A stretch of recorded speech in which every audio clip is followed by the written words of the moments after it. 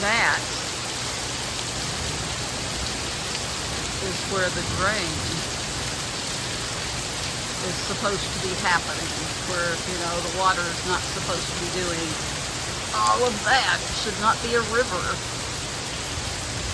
It's affecting one, two, mostly my yard, but, well, it's bad. It's bad. Oh, wow, I can see over there. Let me zoom in on that.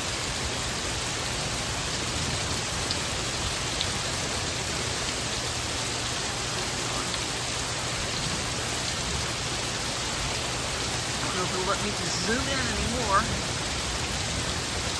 But back there, that's a whole other yard, like over there. There's my one neighbor, and there's the second one there, and then there's a third neighbor there, and then there's the empty house, basically, would be another neighbor there where that little white shed is. And then, again, this is the drain where it's supposed to go, and they supposedly had that taken care of. It's not taken care of. Y'all think? Because I'm gonna disagree with that. Look at this. This is insane. Absolutely insane.